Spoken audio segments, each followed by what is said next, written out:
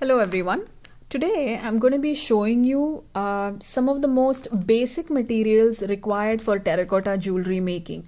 Um, this would typically be very useful for those who are beginning, who are just about to start with terracotta jewelry making, and you don't have to go all confused into a store and look for the most attractive things, but you can actually look for the most useful set of tools. And the intention of sharing this video is basically just that, so that you don't end up spending money unnecessarily on tools which you may never use. And this typically should help you or should act as a guide in order to have your basic set of tools to give you a head start towards terracotta jewelry making. The first thing, as you see over here, is clay. It comes typically in a thick plastic bag wrapped up like this, and this is low fire earthenware clay. This clay requires firing in order for it to be durable. So before I actually continue any further, I will also tell you that please look for a pottery or a ceramic studio near you so that you can get your pieces fired over there if you don't own an electric kiln. Because most studios tend to basically offer the services of firing the jewelry pieces for you at a nominal cost, so you can actually approach them and use their electric kiln for firing the jewelry pieces that you make. A lot of you have asked me about air dry clay as well. I have never used air dry clay, so I may not be the right person to give you suggestions on that. Sorry about it, but I have only used natural clay, and it requires firing. It definitely needs firing for it to be used, for it to be durable. The next thing is your working surface. Now this, if you see, is a unpolished wooden board. This is my working surface. I create all my videos on this itself. As you see, there is no polish on this. It has a good amount of friction, yet it is smooth. Another thing that you might have seen in a lot of studios is basically having a stretched canvas sheet on top of it, because that's also great in terms of providing friction and absorption. So if you don't have that kind of an arrangement, this works perfectly well, especially because it's jewelry and the pieces are not too big. This size is actually appropriate. I mean, this is about 14 by 11. It's about 14 by 11 inches. So this works perfectly well. The next thing is the rolling pin. Very common in Indian homes, especially for chapati rolling. I think this is something which most Indian homes have. The next thing is this. This is basically a thickness scale. And what I've done here is I've just attached, well, I don't have a thickness scale particularly, but I think for beginners a thickness scale is very, very necessary. So this is, if you're basically creating a slab, the idea is that you want to get the slab of an equal thickness all the way through. Not that one side is thin, one side is thick and all of that. So the thickness scales basically guide you to get even thickness slabs. Typically for pendants, it'll be good if you get a pair.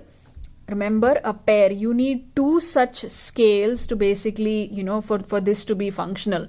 For pendants, typically the thickness I maintain is 0.5 or 0.6 centimeters. For pendants, it's about 0.25. Sorry, for earrings, it's 0.25 centimeters. So I'll repeat that. You need a pair of 0.5 or 0.6 centimeter thickness scales for pendants, and 0.25 centimeters, again a pair of scales for earrings. So that's something which is very useful for especially beginners in terracotta jewelry making. I think you would find this very easy to get even thickness in terms of working on a slab. You can get this made with a local carpenter. The same thing with the working board as well. I think both of these should be available with your local carpenter. The next thing are the Ta-da! The tools basically. Now I've not kept a lot of them. Like I said, I'm only pointing out as to what would be good to have, at least the basic necessities when you're starting off. This is a fettling knife. You must have seen me use this several times. If you don't have this, you can also basically use a kitchen knife, which is roughly of the same dimension. This is a ribbon tool, extremely useful for jhumkas and scooping and pattern making and all of those. I have uploaded a video of how typically I would use this. So you can actually use this would be an excellent tool to have, just this ribbon tool. And this one is an X-Acto. It is a sharp, a really sharp short blade which helps you with cut work and getting some really clean, crisp, freehand cutting as well. It's just a very, very good, very useful tool. The other thing obviously is the parts of a pen. I think I use this quite predominantly in a lot of my work. So I think if you have an old pen lying around, please don't throw it. I would say use every part of it. For designing. I mean, it really builds your creativity if you have to kind of work with limited tools. Let me tell you that. The other thing is the quilling mold. Well, for us now it is no longer a quilling mold, it's more like a jhumka mold, because you must have seen me use this for measuring sizes for beads as well as jhumka making. Excellent tool. It's just a plastic thing, but it's super useful and it's great to have this. So yeah, I think it's a definite must have. The other thing is the nichrome wire. Now I know this is a lot, but if you're starting off, you just need a couple of meters. This one typically for pendants. Gauge 24 works perfectly well. For earrings, gauge 26, and for stick beads and ghungru beads, gauge 28 works perfectly well. So that's pretty much that's definitely a necessity when you are working on terracotta jewelry. And obviously, in order for that to be cut, and every stage, I think you will need pliers. These three basic pliers are definitely a must-have for, I think, most jewelry makers, would have these, a cutting, a round tip and a nose plier. I think these are just, really basic ones. They help you obviously to cut the nichrome wire as well as, in assembling your jewelry at your final stages as well. Little, of your jewelry making, it kind of helps. So I'll keep that over there. Colorful stack of cutters. So yes, these are cookie cutters, and I think they some of the most basic shapes, I think they are a great addition to to have. Again, let me repeat, don't go out looking for some very exotic shapes right away. If you are starting off, my suggestion would be to basically start off with some basic and some simple geometric shapes, and I think circles and squares and teardrops are a great way to start off. You don't have to invest on too many of them, just some small selective pieces are fine.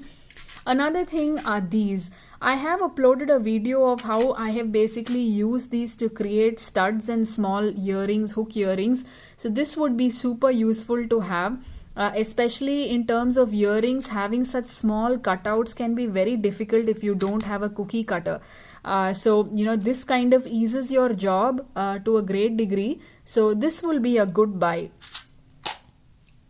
The next thing, so when it comes to working on clay, you are kind of sorted if you have just these.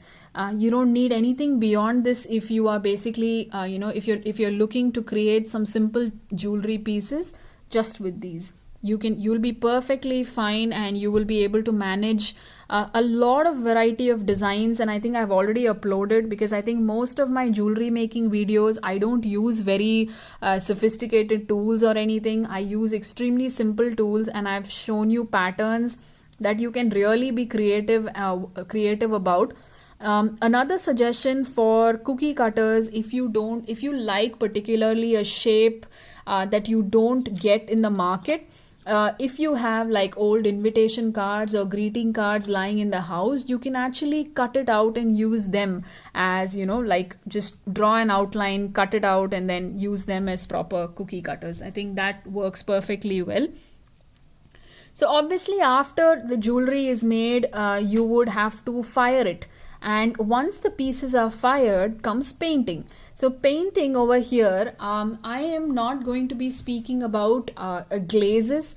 Glazes are, will take you completely into ceramics. And today what I'm going to be basically talking about is how I typically paint, which is with acrylic paints. You can use, I think back in India, I would use Fevicryl Hobby Ideas quite. I think I've used that. I think that's the only one I have used for a very long time. And there's so much variety of colors that you get. So I think that works perfectly well. Over here, I basically use something, like this. These are again acrylics. These are again acrylic paints, and they do the job pretty well for me. And obviously if you have paints, you have to have brushes. So not too many of them. All of them are basically synthetic brushes, and they are all round tip. They are not flat brushes. They are all round tip if you see. 00 for the finer details, outlines and things like that. I think these help for that. Then I have a 2, 4 and an 8. So I think these work perfectly well for your basic pendant painting. Especially something which is as broad as this will be for the base coat. These smaller ones to fill in some more details, and obviously the finer one is something that will be good if you have 1 or 2 of them, because it's great to add outlines, very very tiny little details like dots if you want to paint them and all that. So I think this is something which you should invest on a good set of brushes. This is like, I think I think this one's like Faber-Castell, and I think it's like just different brands. I think some of them I picked up here, some of them I picked up in India, I think.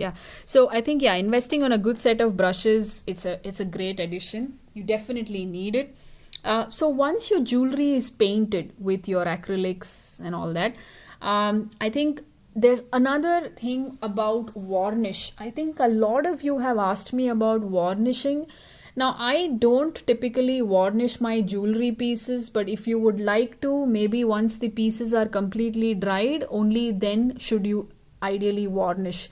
I think you get a lot of spray varnishes as well as liquid varnishes which require a brush to be applied upon. So I think you have several options, gloss, matte, etc. So you can go all out. It's up to you, but I think that's totally your call.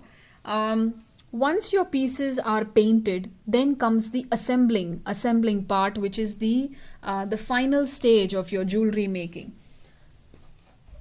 You have several options for that. Now, one of the most reliable options is this.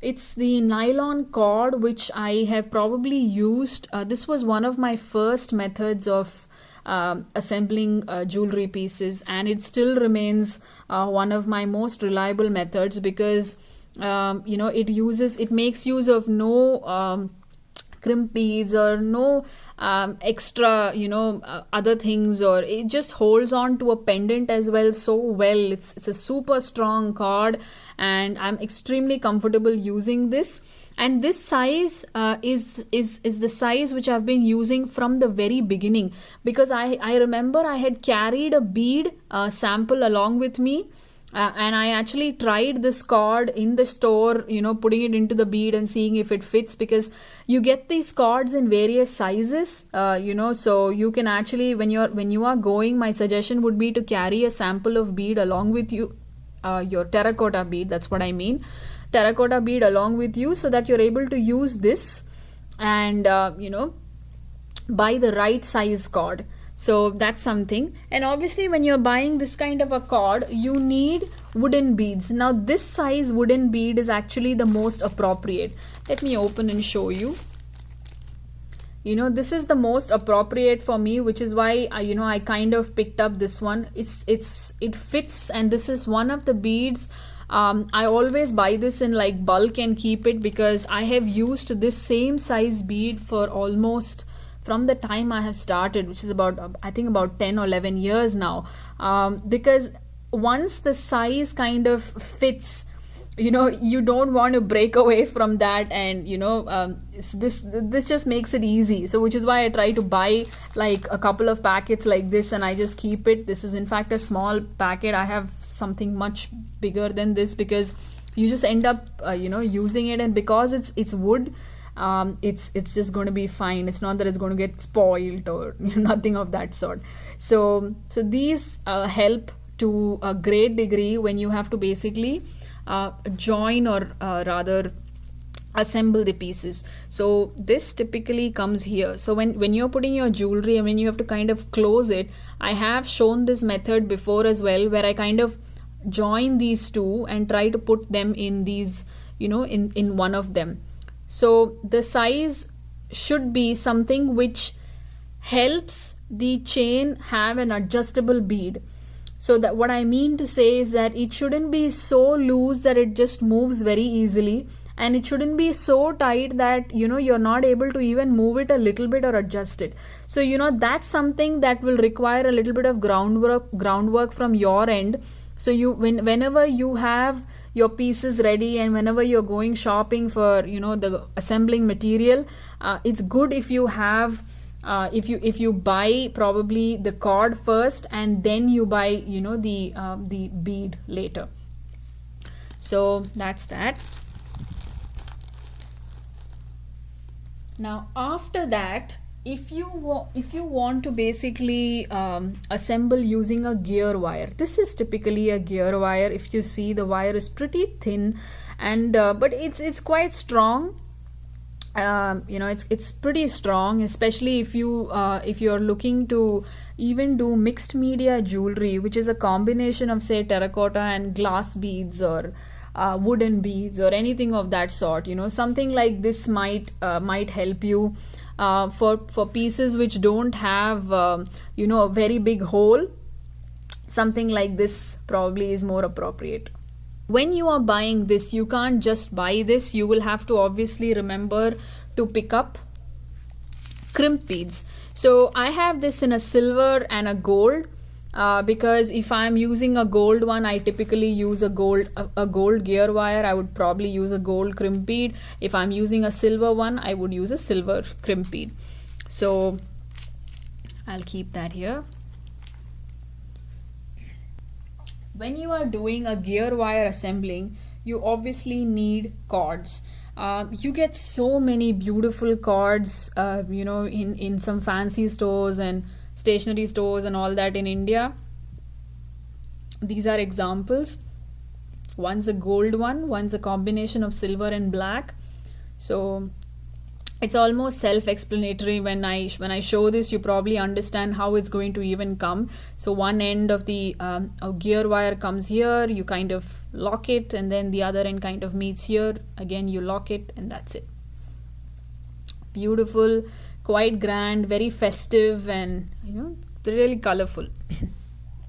So those are another thing. That's another thing that you would have to keep in mind if you are actually working on a gear wire kind of an assembly. You can actually assemble even with this, but I think I think this probably helps if you are doing something a little grand, just a little festive, more festive, I would say.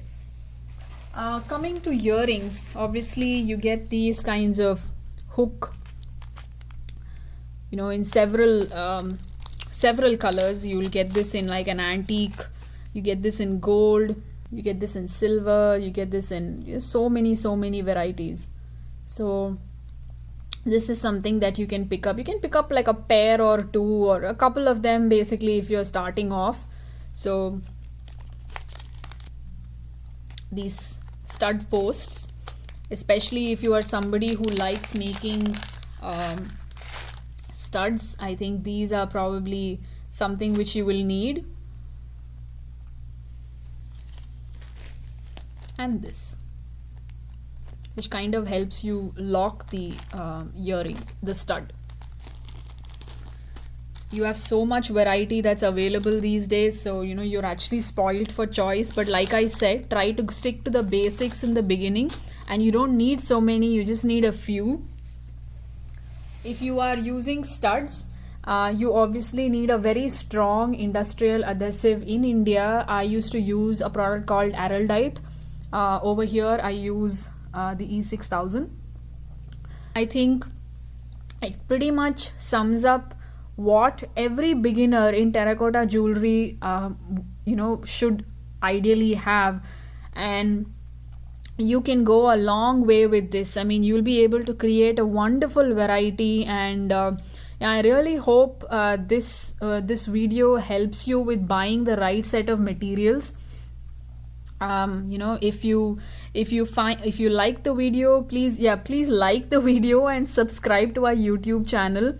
We'll be back with more such useful videos, and I genuinely hope you found this video useful. I think a lot of you have been asking me about sharing my views and sharing also some of my materials, and I think I finally found the time to put everything together and just make this video for all of you.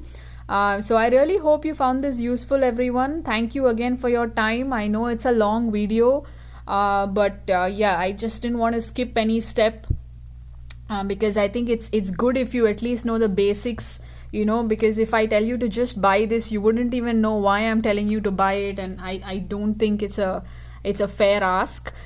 So yeah, if any of you who are interested in starting off some terracotta jewelry making, do watch this video. I think it'll help you a great deal on at least kind of narrowing down on options on what you really need to invest on when you are working on terracotta jewelry.